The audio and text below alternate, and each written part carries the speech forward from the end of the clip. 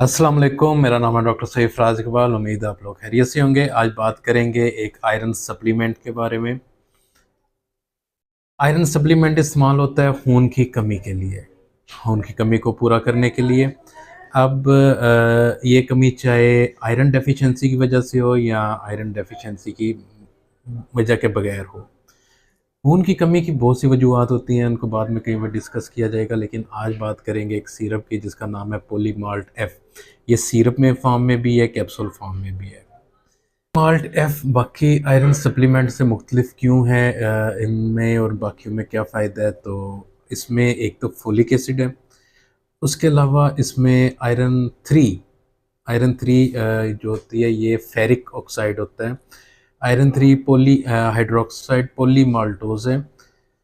अब ferrous oxide में और फेरिक ऑक्साइड में किसी में जो बाकी कुछ प्रिपरेशन होती हैं जिसमें फेरस ऑक्साइड यूज़ किया जाता है, और इसमें जो है इसमें फेरिक ऑक्साइड होता है आयरन थ्री, और वो आयरन टू होता है।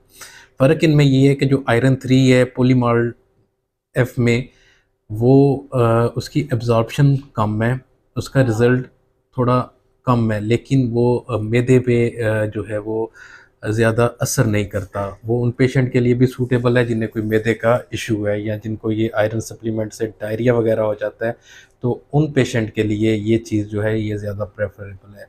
आयरन टू जो है उसकी एब्जॉर्प्शन अच्छी है, उससे एकदम रिज़ल्ट आते हैं, एकदम खून की कमी अच्छी हो जाती है, पूरी हो जाती है। इसमें वो कम थोड़ा स्लो है, लेकिन ये है कि ये इसका स्टमक पे थोड़ा इफ़ेक्ट जो है वो नॉर्मल होता है। अब खून की जो कमी की अलामात हैं वो बहुत आम है और नुमायाँ नज़र आती हैं, जैसे चेहरे का पीला पड़ जाना। ये जो प्रेगनेंसी के बाद अक्सर ख़वातीन के मुँह पे छाइयाँ बन जाती हैं, काले-काले दाग बन जाते हैं, ये भी खून की कमी की निशानी है।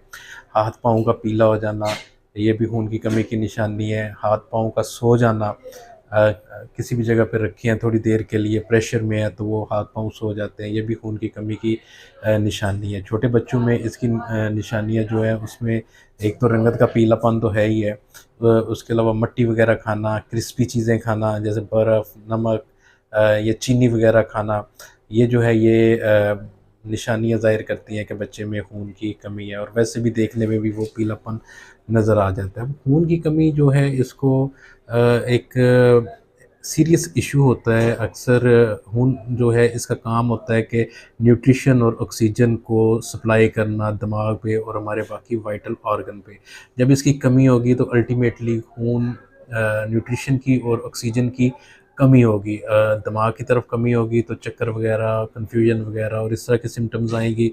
बाकी अगर अज़ा पे कमी होगी तो वहाँ पे भी आएँगी। अक्सर लोगों को बहुत ज़्यादा सीवियर अगर खून की कमी हो जाती है तो उसे हार्ट अटैक वगैरह भी हो सकता है, क्योंकि न्यूट्रिशन जो है वो दिल तक नहीं पहुँचते अच्छे से। तो ये जो पोलीमाल्ट सिरप है और टैबलेट हैं ये इस्तेमाल की जा सकती है खून की कमी के लिए।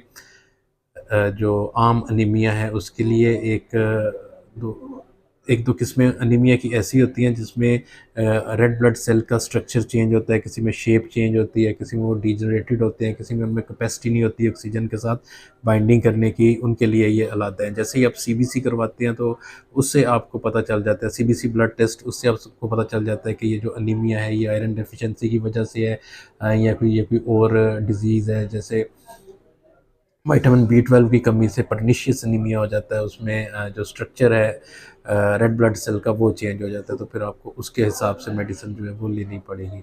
बाकी ये जो पोलीमाल्ट सिरप और पोलीमाल्ट टैबलेट हैं, इनसे बच्चों में जो आम सिरप है जो आयरन टू कम्प्लेक्स है उससे दांत काले हो जाते हैं, लेकिन ये जो है आयरन थ्री, इससे बच्चे के दांत भी काले नहीं होते हैं, डिकलरेशन नहीं होती। हेयर होते तो उसमें भी कुछ टाइम के लिए लेकिन बाद में ठीक हो जाते हैं, तो इसमें वो भी नहीं होता। इसमें बस ये है कि ये स्टमक फ्रेंडली है, स्टमक को इतना ज़्यादा डिस्टर्ब नहीं करता। बाकी इसके साथ अच्छी बेहतरीन ग़िज़ा बीट रूट वगैरह, ग्रीन वेजिटेबल ये सब यूज़ करें, तो आपको मेडिसिन की भी ज़रूरत नहीं पड़ेगी। अच्छी खुराक जो है वो उसका निबल बदल कुछ भी नहीं है, अच्छी बैलेंस्ड खुराक जिसमें सब न्यूट्रिशन जिसमें सब न्यूट्रिशंस हों। तो अगर वो आप ले रहे हैं तो आपको ये मेडिसिन की ज़रूरत नहीं पड़ेगी। बाकी दुआओं में याद रखिए, बल्कि सबसे पहले कोशिश किया करें कि अगर तो बीमारी सीवियर नहीं है, अपने स्टार्टिंग पे है, तो फिर उसको ग़िज़ा के साथ उसका ट्रीटमेंट हो। हाँ, अगर वो इस लेवल पे पहुंच चुकी है कि अब आपके लिए वो अगला स्टेप लेना लाजमी है, तो तब मेडिकेशन के लिए जाएँ। लेकिन कुछ फिजिशियन ऐसे करते हैं कि एचबी बच्चे का 8-9 पे ही है अभी, तो उसको बजाय ट्राई करने के कि ये एचबी खुराक से या मेडिसिन से पूरा हो, तो ब्लड ट्रांसफॉर्मेशन ट्रांसफ्यूजन का कह देते हैं। अब ब्लड ट्रांसफ्यूजन से होता ये है कि उनके पास बेड वगैरह मौजूद होते हैं, वो एक्सपेंसेस हो जाते हैं, उनके निकल आते हैं और ये सारा कुछ होता है। बाकी खुराक जो है वो उसका नेमल बदल कुछ नहीं है। दुआओं में याद रखिएगा। अल्लाह हाफ़िज़।